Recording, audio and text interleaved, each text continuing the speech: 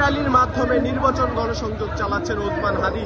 আপনাদের যেমনটি জানানোর চেষ্টা করছিলাম, আজকে মতিঝিল শাপলা চত্বর থেকে শুরু করেছেন তাদের এই র্যালিটি। তারা ইতিমধ্যে এই র্যালিটি নিয়ে পল্টন হয়ে প্রেস ক্লাবের সামনে কিন্তু চলে এসেছেন এবং তারা কিন্তু এই র্যালিটি শাহবাগে গিয়ে শেষ করবেন। আপনারা যেমনটি জানানোর চেষ্টা করছিলাম যে সামনে আসন্ন ত্রয়োদশ নির্বাচনের সংসদ নির্বাচনে ঢাকা ৮ আসন থেকে স্বতন্ত্র প্রার্থী হিসাবে লড়ছেন ওসমান হাদী এবং তারই প্রেক্ষিপটে কিন্তু তারা এই যে ভিন্ন রকমের গণসংযোগ চালাচ্ছেন ভ্যান র্যালির মাধ্যমে।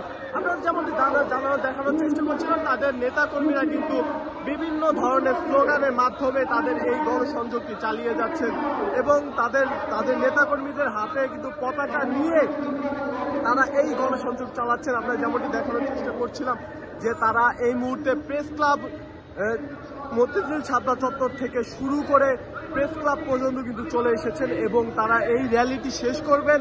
তাদের কাছ থেকে যেমনটি জানতে পেরেছি, তারা এই র্যালিটি শেষ করবেন শাহবাগে গিয়ে, তারা এই র্যালিটি শেষ করবেন এবং তারা নারায়ে তাকবীর, আল্লাহু আকবার, আল্লাহু আকবার এই ধরনের নানান ধরনের স্লোগান দিয়ে তারা তাদের এই র্যালিটি চালিয়ে যাচ্ছেন। এই মুহূর্তে প্রেস ক্লাব পর্যন্ত কিন্তু তারা তাদের এই র্যালিটি নিয়ে এসেছেন এবং তাদের এই র্যালিটি তারা শাহবাগে গিয়ে শেষ করবেন। এই যে